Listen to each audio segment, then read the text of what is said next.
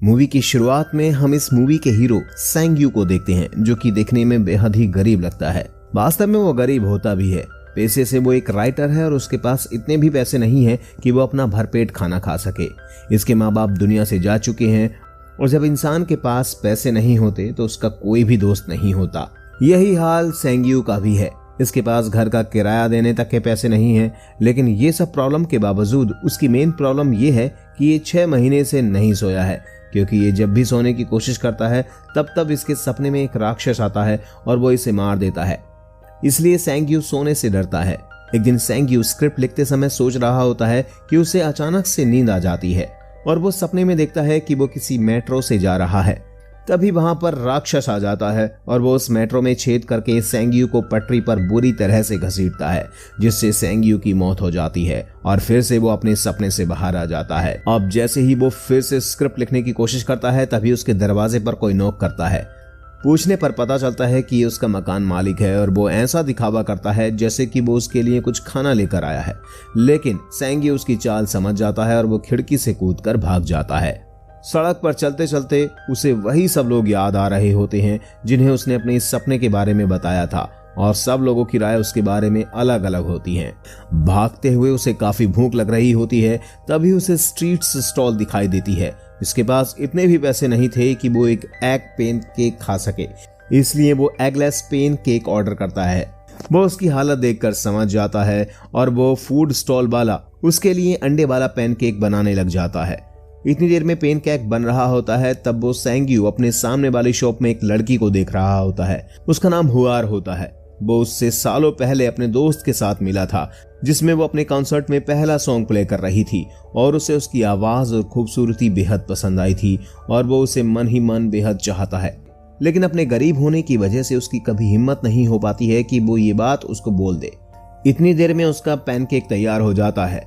अब जैसे ही सेंग्यू सुकून से खाने के लिए बैठता है तभी उसका मैनेजर पीछे से आ जाता है, जिसका नाम सेंगजी है, और सेंगजी को देखते ही सेंग्यू भागने लगता है और भागते हुए उसका पैनकेक भी जमीन पर गिर जाता है, लेकिन सेंगजी उसे जल्दी ही पकड़ लेता है।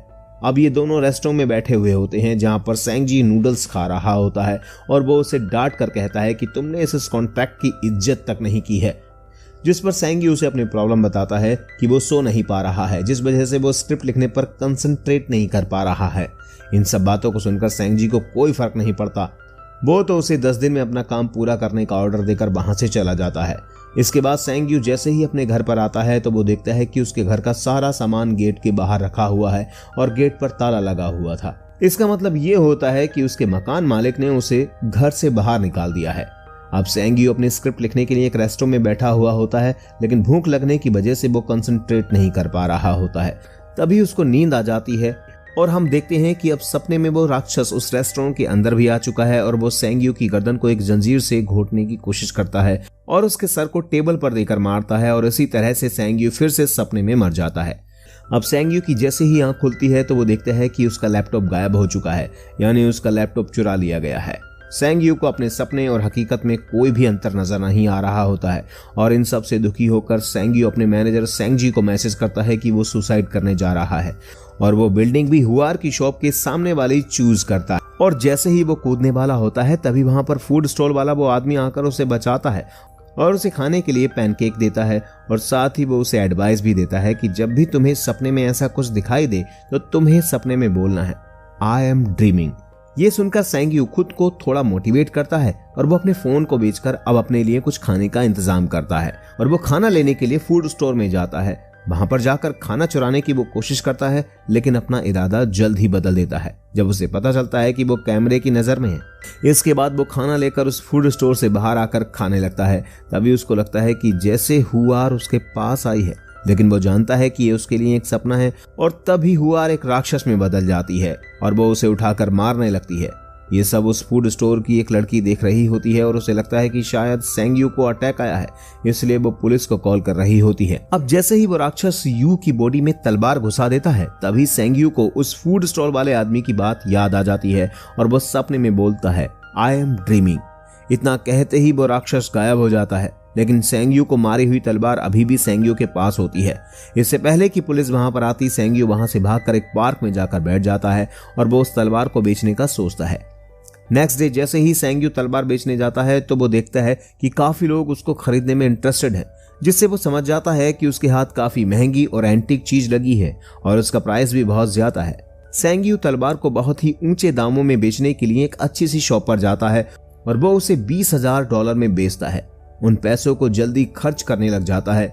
सबसे पहले तो वो एक लैपटॉप खरीदता है और बढ़िया से होटल में अच्छा खाना खाता है और एक महंगे से होटल में जाकर रहने लगता है।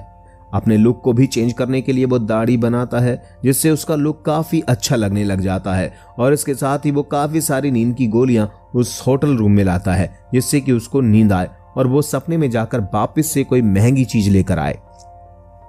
अब वो खाना खाने के बाद नींद की गोलियां लेकर नींद आने का इंतजार करता है और थोड़ी देर में वो उस होटल के कॉरिडोर में घूमने लगता है और पास में रखे फ्लावर पॉट को लेकर आई एम ड्रीमिंग कहता है, लेकिन तब कुछ नहीं होता। पर थोड़ी ही देर में वो राक्षस फिर से आ जाता है। राक्षस के आने का मतलब ये था कि अब सेंग्यू सपने में था, ना कि वो कॉरिडोर में।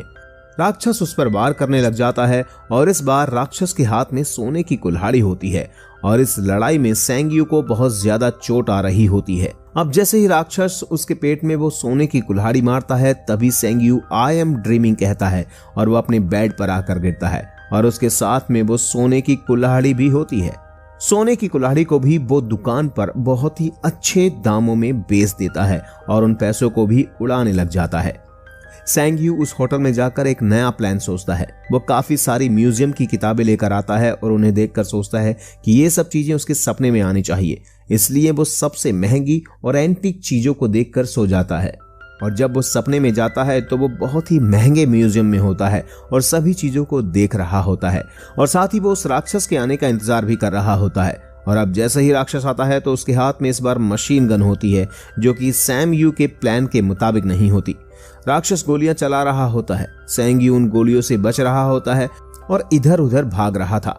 कुछ गोलियां लगने की वजह से जमीन पर वो गिर जाता है। तभी वहां पर राक्षस पहुंचता है और उसे पकड़कर जान से मार देता है। तभी सेंग्यू होश में आ जाता है और उसके पास कुछ नहीं होता, लेकिन वो अपने सपने को अधूरा नहीं छोड़ना चाहता था, इसलिए वो नींद की गोलियां ले लेता है और उसके बाद में फिर से उसी सपने में पहुंच जाता है और जो उसके मन मुताबिक चीजें सबसे महंगी और एंटीक थीं, उन्हें लंबी छलांग लगाकर पकड़ लेता है और आई एम ड्रीमिंग कहकर होश में आ जाता है। दोनों चीजें उसके पास में होती हैं और इस तरह से सेंग्यू अपने प्लान में कामयाब हो जाता है। लेकिन इस बार इन चीजों को बेचने के लिए वो प्रोफेशनल डीलर के पास जाता है, जो उसे इस एंटीक चीज को खरीदने के लिए $2 मिलियन देता है। अब जैसे ही वो वापस आ रहा होता है तभी उसकी मुलाकात सेंग्यू से होती है। उसको लग रहा था कि सेंग्यू मर चुका है, लेकिन वो तो जिंदा है। इस बार सेंग्यू उसको एक बहुत महंगे रेस्टोरेंट में लेकर जाता है और सेंग्यू के दिए हुए पैसे उसको वापस कर देता है, जो उसने स्क्रिप्ट लिखने के लिए दे दिए थे, और साथ ही वो उसके लिए काम करने के लिए मना भी कर देता है।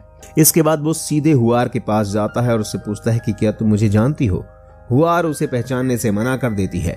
अब एक रात सेंग्यू और सेंगजी दोनों ड्रिंक कर रहे होते हैं और ये सेंगजी का प्लान था ताकि वो पता कर सके कि सेंग्यू इतना अमीर कैसे बन गया है। वो उसे बेहोशी की हालत में उस होटल के कमरे में लेकर जाता है और होटल रूम से बाहर जाने का नाटक करने लगता है, लेकिन वो रूम से बाहर नहीं निकलता बल्कि सेंग्यू पॉकेट वॉलेट को चेक करने लग जाता है। लेकिन तभी हम देखते हैं कि सेंग्यू सपने से बाहर आता है तो उसके हाथ में सोने की चेन होती है, जिन्हें देखकर सेंगजी उसके अमीर होने का राज जान लेता है। इसके बाद हम सेंग्यू को देखते हैं जो कि हुआर के रेस्टोरेंट को खरीद लेता है और उसके सामने एक डील रखता है कि अगर इस रेस्टोरेंट में प्रॉफिट हुआ तो वो हम दोनों का आधा आधा होगा, अगर लॉस होता है तो वो सिर्फ मेरा होगा। हुआर सेंग्यू को आभार देने के लिए उसे डिनर पर इनवाइट करती है।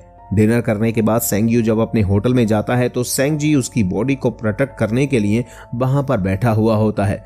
और अब हम सैम्यू को देखते हैं जो कि राक्षस के दिमाग से खेलने में एक्सपर्ट हो चुका था, इसलिए वो अब बैंक लूट रहा होता है।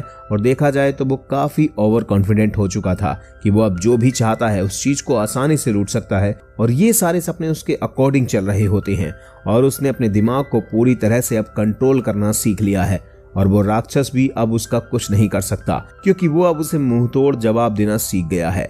सेंग्यू इस बार सपने में अपने लिए रेड कलर की लग्जरी कार भी लाता है और सपने से कमाए कुछ पैसों में से एक बैग फूड स्टॉल वाले आदमी को भी दे देता है, क्योंकि उसने उसे काफी बार फ्री में खाना खिलाया था जब उसके पास पैसे नहीं होते थे। अब एक रात हुआर और सेंग्यू बाहर टहल रहे होते हैं तो हुआर गैस करती है कि वो एक राइटर है। उसका राज न खुल जाए, इसलिए सेंग्यू एक स्क्रिप्ट लिखता है जो कि काफी अच्छी थी, और इसके बाद वो फिर से सपने में चला जाता है और सेंग्यू उसकी लिखी स्क्रिप्ट को पढ़ रहा होता है।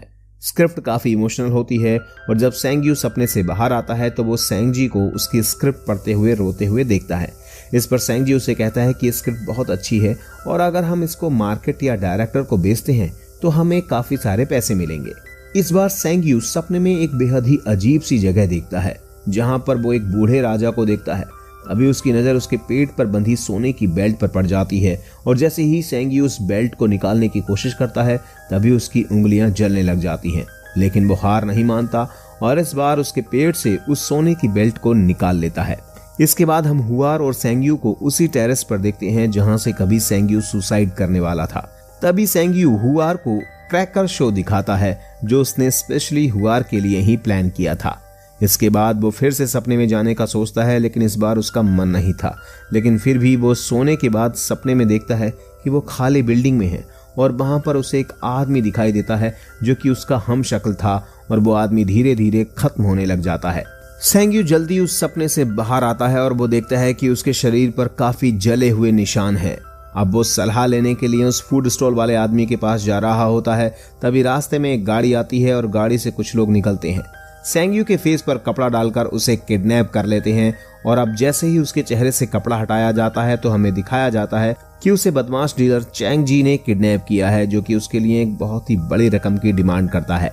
सेंगजी जैसे ही उसके पास पैसे लेकर पहुंचता है तो चैंगजी उसके सारे पैसे भी ले लेता है और साथ ही वो सेंगजी को किडनैप कर लेता है। अब सेंगजी और सेंग्यू के पास कोई चारा नहीं होता।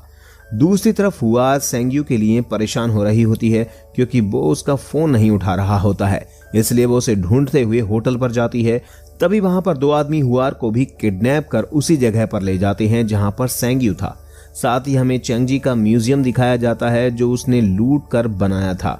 अब इन तीनों को किडनैप कर लिया जाता है। सेंगजी को धीरे धीरे होश आने लगता है और वो सेंग्यू और हुआर के हाथ को खोल देता है, लेकिन तभी गुंडे उनको देख लेते हैं। अब हिम्मत करके हुआर एक बदमाश को लात मारकर गिरा देती है और सेंग्यू किसी को दांत से काट लेता है। तीनों फ्री होकर वहां से भागने लगते हैं, लेकिन ज्यादा दूर नहीं जा पाते क्योंकि सेंगजी को चोट लगी होती है। तभी वो लोग उनको पकड़ने के लिए पीछे भागने लगते हैं, लेकिन सेंगजी अपनी जान की परवाह किए बिना वो उन दोनों को भागने के लिए कहता है और खुद इन बदमाशों को रोकने लगता है। अब इन दोनों के पैर पकड़ लेता है, लेकिन ये दोनों गुंडे काफी ताकतवर होते हैं और कमजोर और चोटिल सेंगजी के सर को पकड़कर सीढ़ियों में मारते हैं, जिससे सेंगजी मर जाता है। सेंगजी के मरते ही वो दोनों आदमी हुआर और सेंग्यू के पीछे पड़ते हैं और जल्दी ही एक बदमाश उन दोनों को पकड़ लेता है और बहुत बुरी तरह से मारता है। तभी हम देखते हैं कि सेंग्यू बेहोश हो चुका है और वो खुद को एक खंडहर में पाता है। उसके ऊपर कीचड़ लगी हुई थी जो देखते ही देखते उसके ऊपर से हटने लगती है। सेंग्यू रास्ता ढूंढ रहा होता है, तभी उसे एक चमकदार रास्ता दिखाई देता है और वो उस रास्ते में देखता है कि उस दिन उसे एम्बुलेंस में ले जाया गया था, यानी कि वो फूड स्टोर के बाहर ही बैठा था और तभी उसे अस्पताल ले जाया गया था। अब ये सपना खत्म हो जाता है। इसके बाद सेंग्यू एक दीवार के पास आता है और आई एम ड्रीमिंग बोलता है, लेकिन अब उसका खून निकल रहा होता है और वो जल्दी ही एक राक्षस में बदल जाता है। तभी उसके हाथ में एक तलवार आती है। सेंग्यू तलवार से दीवार को तोड़ने की कोशिश करता है। जैसे ही दीवार टूटती है तो हम देखते हैं कि वो राक्षस भी उस लिविंग रूम में आ चुका था जहां पर सेंग्यू बेहोश पड़ा हुआ है और वो अपनी मशीन गन से सभी लोगों को मार देता है।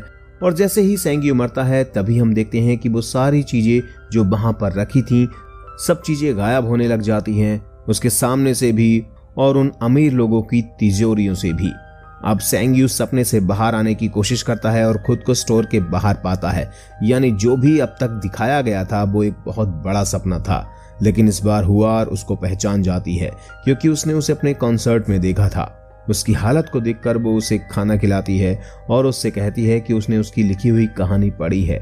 जब तक उसे कहानी के अच्छे पैसे नहीं मिल जाते तब तक वो उसे अपने रेस्टोरेंट में काम करने देती है। ये सुनकर सेंग्यू रोने लग जाता है।